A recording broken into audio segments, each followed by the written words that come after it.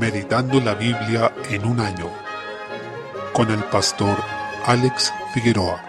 Día 10, mes 10. Jeremías, capítulo 14. Desde el versículo 11, el Señor continúa anunciando que vendría un tiempo de juicio sobre Judá. Me dijo Jehová, no ruegues por este pueblo para bien. Versículo 14. El Señor había instruido a Jeremías anteriormente que no rogara por este pueblo, debido a su determinación de juzgarlos. Para Dios no había lugar para una restauración inmediata, sino para el juicio. El Señor no escuchará su clamor, sus oraciones ni ayunos, porque lo hacían desde un corazón falso. También predicaban falsos profetas diciéndoles, no veréis espada, ni habrá hambre entre vosotros, sino que en este lugar os daré paz verdadera. Versículo 13. Pero el Señor declara que Él no los ha enviado, y hay mentira y engaño en sus corazones. Para estos falsos profetas estaban reservados los peores castigos, ya que ellos estaban falsificando la palabra del Señor y no tenían ningún temor de Él. El juicio también alcanzaría a quienes siguieran el mensaje de estos falsos. Esto nos dice que el pecado aquí no es solo de los que predican falsedad, sino también de los que la escuchan y creen. Desde el versículo 17, en medio de esto, se destaca la oración piadosa de Jeremías, quien eleva un amargo lamento por el castigo que vendría sobre Judá, reconociendo el pecado del pueblo y confesándolo ante el Señor, a quien ruega que no olvide su pacto, sino que demuestre misericordia por amor de su nombre. Se une así a hombres piadosos como Esdras y Nehemías, quienes oraron intercediendo por su pueblo y confesando el pecado de ellos, aunque ellos mismos no lo habían cometido, pero identificándose con la maldad del pueblo y elevando una oración desde un corazón quebrantado al Señor. Esa es la forma en que debemos orar por una iglesia que se ha desviado de la verdad, aun cuando nosotros mismos no hayamos caído en todos los pecados y rebeliones que otros han cometido en su desvío. Destaca que solo el Señor es Dios, y que solo en Él se debe esperar. Capítulo 15. Desde el versículo 1 el Señor reafirma su propósito de juzgar a este pueblo, señalando que si Moisés y Samuel se pusieran delante de mí, no estaría mi voluntad con este pueblo, échalos de mi presencia y salgan. Aunque estos hombres piadosos, que amaron al Señor, pidieran clemencia, no les sería concedida porque el Señor ya tenía un juicio decretado por lo que hizo el rey Manasés, el más perverso de los reyes de Judá, y debido a la maldad acumulada de los distintos monarcas que profanaron la tierra hasta entonces. La impiedad de Manasés llegó hasta el extremo de llenar de violencia a Judá, sacrificando a sus propios hijos a dioses falsos. El Señor nuevamente acusa a este pueblo de haberle dejado, lo que significaba que no les seguiría mostrando paciencia, sino que serían juzgados y malditos conforme a la propia ley que el Señor les entregó. Su ausencia de arrepentimiento los llevaría a la destrucción. Desde el versículo 10, en medio de esto el profeta se lamenta, pero el Señor anima a Jeremías, quien estaba sufriendo por causa del juicio. Dios le asegura que cuidaría su vida, pero que entregaría al pueblo al castigo por sus pecados. En este contexto, Jeremías eleva una oración imprecatoria a Dios, pidiendo por el castigo de sus perseguidores. Desde el versículo 16, inspirado por el Señor, el profeta dice, fueron halladas tus palabras, y yo las comí, y tu palabra me fue por gozo y por alegría de mi corazón. Como cristianos debemos hacer de esta manera con la palabra del Señor, incorporarla a nuestra alma, comiéndola en sentido figurado, creyéndola y recibiéndola. Esta palabra de Dios es dulce para nosotros, pero nos separa de un mundo que está bajo el pecado, y esa tensión produce un conflicto en nuestros corazones, en el que debemos prevalecer por medio de la fe y en el poder del Espíritu. Esto consoló al profeta en medio de todo lo que estaba viviendo. Jeremías señala que el Señor lo ha llenado de indignación, por tanto no pudo sentarse con quienes son llamados burladores. Versículo 17. Los que probablemente tomaban como liviano el juicio de Dios. Desde el versículo 19 el Señor le da una instrucción a Jeremías diciéndole, conviértanse ellos a ti y tú no te conviertas a ellos. Es importante que cuando tratemos con el pecado en medio de la iglesia o denunciemos el pecado en el mundo, permanezcamos firmes en la santidad y en la fidelidad del Señor. Somos nosotros los llamados a predicar la palabra para que se conviertan quienes están en pecado y no nosotros ser arrastrados por la maldad de ellos. Capítulo 16. Desde el versículo 1, el juicio que el Señor había decretado era muy duro, tanto así que le dice a Jeremías que no tome mujer ni hijo porque incluso los que nazcan, los de corta edad en el tiempo del juicio, van a sufrir terriblemente, al punto de que ni siquiera se van a poder sepultar los muertos porque el Señor quitó su paz de este pueblo. Dios así disciplinaba a su pueblo, retirando de él su favor. La razón es que ellos nuevamente habían sido idólatras, dejando la palabra de Dios e incluso fueron peores que sus padres. Por ese motivo serían exiliados y no habría clemencia para ellos. Por tanto, tomemos en serio la palabra de Dios y ni siquiera nos arriesguemos a que el Señor nos discipline o nos juzgue de esta manera. Desde el versículo 14, aún así el Señor anuncia promesas de restauración, las que se describe como un retorno a la tierra que dio a los padres de este pueblo, en un nuevo éxodo en que una vez más sería exaltada la gloria de Dios. Aunque en tiempos de Jesús y Zorobabel se produjo un retorno de los cautivos a la tierra de Judá, lo cierto es que este no sería el cumplimiento definitivo de las promesas, sino que esto se concretará en el glorioso momento de la segunda venida de Cristo, cuando todo el pueblo de Dios será reunido para habitar eternamente ante su presencia. Salmo 80. Desde el versículo 1 vemos nuevamente un salmo de la autoría de Asaf. Se cree que él vivió en un contexto complejo en la historia del pueblo de Dios cuando fueron invadidos por los babilonios, ya que en otros salmos se refiere a la destrucción del templo. Asaf reitera la súplica de restauración al Señor, llamándole pastor de Israel, y le ruega: oh pastor de Israel, escucha. Versículo 1. Clama así por la salvación del Señor, repitiendo 3 veces una frase como un estribillo en esta canción: oh Dios, restáuranos, haz resplandecer tu rostro y seremos salvos. Versículo 3. A través de ello muestra que la única forma de ser restaurados es por el Señor. Desde el versículo 4 también vemos una frase que parecía ser típica de Asaf: ¿hasta cuándo? En esta ocasión pregunta: ¿hasta cuándo mostrarás tu indignación? Esto ya que el pueblo estaba viviendo momentos duros de angustia y aflicción. En este contexto, Asaf invita al Señor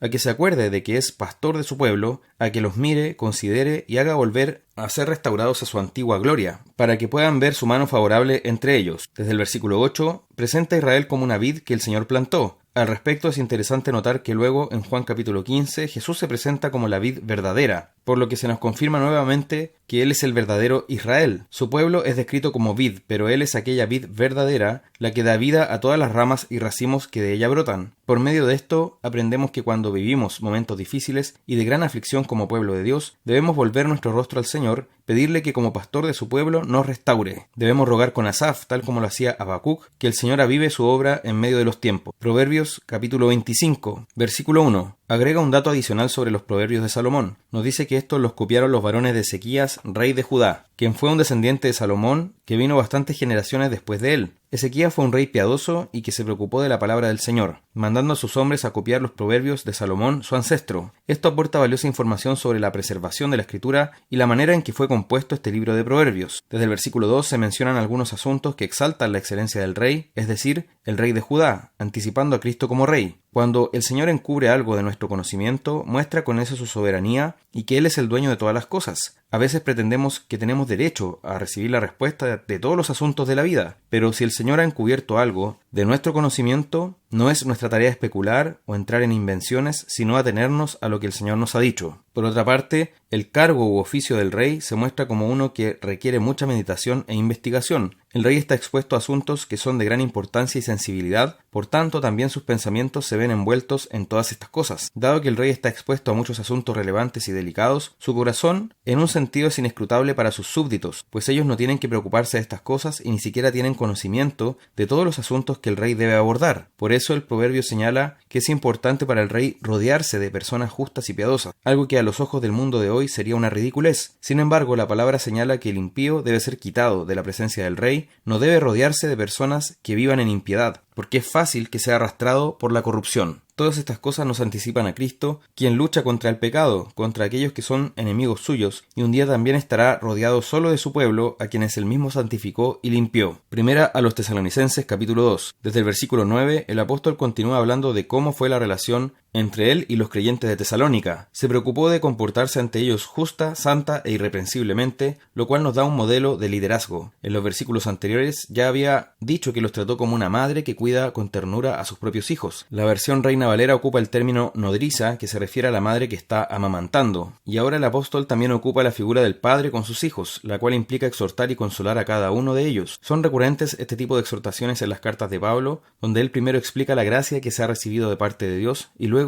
llama a los creyentes a andar como es digno de ese llamamiento y salvación. El versículo 13 destaca que los tesalonicenses recibieron la palabra predicada por Pablo tal como lo que era, no como palabra de hombres, sino como palabra de Dios, agregando algo muy importante sobre ella, y es que actúa en los creyentes, como también indica Hebreos 4:12, porque la palabra de Dios es viva y eficaz. La palabra original en griego para actuar es energeitai, de la cual viene nuestra palabra en español energía, lo que nos da luz del sentido de esta palabra que produce un efecto en nosotros y actúa, como bien dice este texto. Lo que dice el apóstol aquí también es relevante en el sentido de que es una evidencia de que los autores bíblicos sabían que estaban siendo inspirados por Dios al momento de enseñar y exponer su mensaje, y nos da luz sobre la doctrina de la inspiración, ya que por un lado estas palabras fueron dichas por un hombre, en este caso el apóstol Pablo, pero en último término se trataba de las palabras de Dios. Desde el versículo 14, luego habla de la persecución que han sufrido estos hermanos, comparándolos con los cristianos de Judea, pues ambos sufrieron a manos de sus propios compatriotas. Los tesalonicenses estaban sufriendo a manos de sus conciudadanos, y lo mismo los cristianos en Judea estaban sufriendo a manos de los judíos. Se menciona algo importante sobre los judíos como nación, y es que ellos, dice aquí, mataron al Señor Jesús y a sus propios profetas. Versículo 15, expulsando a los creyentes en en Cristo y en este sentido no agradan a Dios. Por eso también el apóstol, en Gálatas capítulo 4, los compara con Ismael y les llama hijos de la esclava, cuestión que en realidad tiene que ver con nacer bajo la ley y quedarse bajo ella pensando que pueden ser justificados por sus propios medios, cuando en realidad necesitan ser salvos. Lamentablemente no quieren ser salvos a través de Jesús, su única forma de ser salvos. Y no solo eso, sino que no quieren que los gentiles sean salvos tampoco. Entonces dice en el versículo 16, así colman ellos siempre la medida de sus pecados, pues vino sobre ellos la ira hasta el extremo. Es realmente terrible la situación del Israel nacional, lo que no significa que no haya judíos salvos. De hecho, el apóstol mismo era uno de ellos. Los primeros creyentes fueron judíos y siempre ha habido un número de creyentes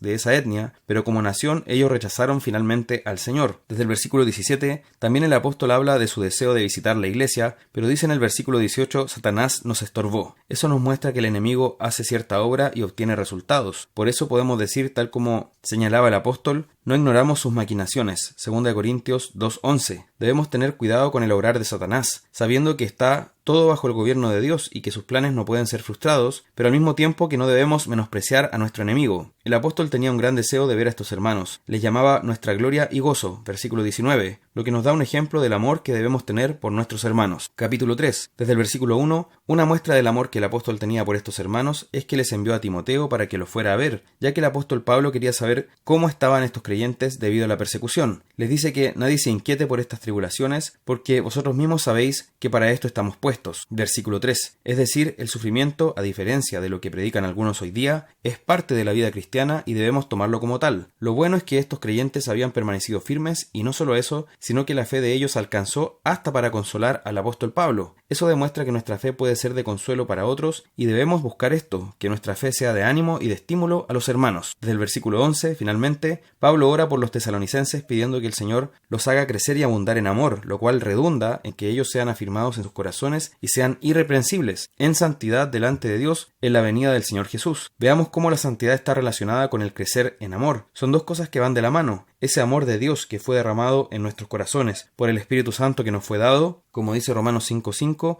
es el que nos lleva a una vida agradable a Dios en este mundo y nos prepara para la venida de Cristo. Busquemos esto y roguemos al Señor que nos afirme de esa manera, que nos guarde irreprensibles en santidad hasta que su Hijo venga por nosotros.